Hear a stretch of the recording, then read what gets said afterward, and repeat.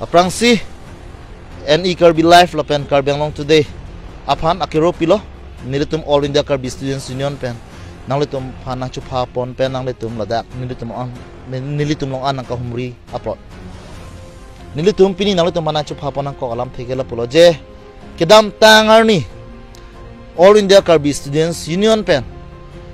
4 lane packet 6 along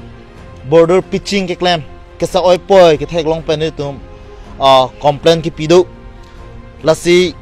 halasu ni tum halasu complain long ni tum ki jong pon ke la pulo je la border pitching sangti la pen cement ki mix pa me jok si la bangsu a border pitching bang me da lu pusini tum jong pon do iri pen tum put lu pusini tum hada paklang dun lo lasi la hai por an bang ke chipur thulap sa ki mikim nang ji pusini tum ki jong dun pedo laso complain ki pi la ke ni tum DC aphan si pidam lo la pen ke laso kopi NSI DC aphan se me pele lo la pen law and order aphan se me pele lo la pen aku isi aku pi bang ni tum la so foreign non packet 6 ho claim bom contractor atum phan Axia private limited atum se me tum pidam lo la pen tum physically se me lang tum ben chetong si chingki je than pon long lo la sini tum hadak se me lang tum ang no ke kaching ki dam long an se me tum ke pugala lo je la ke la so four lane ke ni tum ha comment tu ni kan men long le la penon e prang sa mi long le lu la sila non ke bang hot bang an ke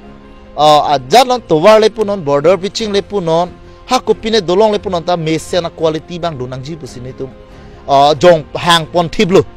la sia la so alam pa jok alang le tum tame na che don lo chok lo ni tum ke chok chi ni tum che thek long lo ni tum chok che der lo pusiala Axia private limited atum sistema nang chipudun lo lasi laki chok chipur an bang geni tum chipur lapsi ako aki mi chikim tupo pulam chak nang chipidun lo lasunak thak district administrative tum punon ala pulu and order tum pusitame alang tum chingkilong sa malang tum positive nang response long lo je la bang ke hok per lo chok chipo salang tum phani tum same pupo la pen pachi kim pachi rang tu pami pu pusinang chipudun lo laso teng pensi non head jong kedam tang ni photrok ang bong bang ke alang le tu asai bang cek lempon lo hala sangti pen cement podim bang ta latum sangti masapo ta ni hala arlong he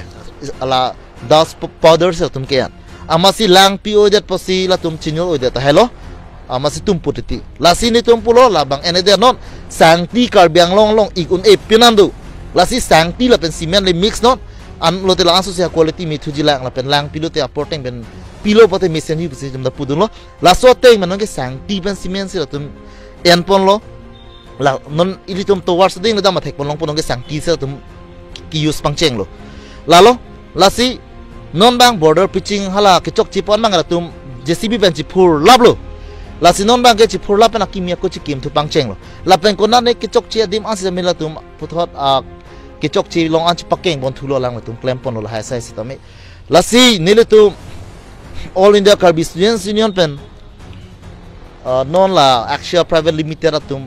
aphan se me ke churo pigang tu alang li nilitum ka chuni ri pa jok alang li tum ni tum alam na arju se alang li tum ka chiklem pon thu apot la pen ke district administrative la pen law and order tum sitame la bang so ni tum ka chuni ri aputhak ardina en pon pen alang li tum sitame alang tum han ke hala company tum han ke than pen ka chipaklem to ya pot alang li tum sitame ni tum hin pen akiro pilo la pen non la packet 6 ke tang ka lila non si border pitching la ke claim lok lang penangan ke la pen tovar non si salam bom lang dolong sa me salam bom la la sinile tum All India Kirby Students Union hin pen Kirby Anglong ara tum phan chuning ripon kang tung ke la lo je nangli tum sita me imithanga tovar lo puchi mathara kopi ma ke chok che kopi ma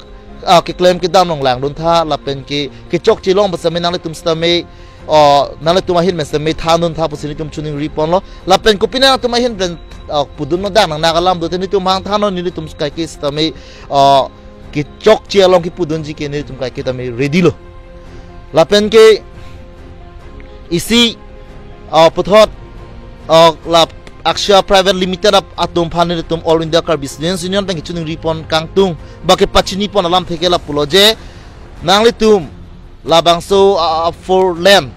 packet 6 under long ko an sia side do mala bang kenili tum ki chok che ai long lang theng long le der nang ji la pen la non ki claim bo ma sai an sta me aron na tang pen si claim nang ji la pen quality maintain nang ji pusini tum chuning ripon lo dum da so sector 6 salon set kali kapre kalang sami la kana tum kapre kalang sami nang tum song pe kelang mi fana tum kitek dum lang dam lo nang bong paket 7 long sami tum kedam tani lang dam lo hadak sami son son ne ki chok chini tum thek long lasi ne tum return pen pialo la hai bang ke nang le tum ki chok chi an bang ke nang le tum chi pakeng ponang ji la pen ko ne ka chi phur ponang kok do dim dum sama tum chi phur ponang ji bu tum officially return pen tum pialo lasi lang mana kang hong lo lang tum chi claim ji ne chi claim kle ne chi ni dalo tame chi claim kle boten tum ke ha moban hala packet 6 long le ni tum officially ki claim ason sin ni tum district administrative fan law and order fan la pen kumahan mai tum ka chikina yes on mai tum la bang ka ron teng ben tum claim pon po la pen ge hala ha sai ki oi poi long ka chipa mi mitik bang ka lagi ni tum bang ke kai kita pudun ver po la pen che song lun bom po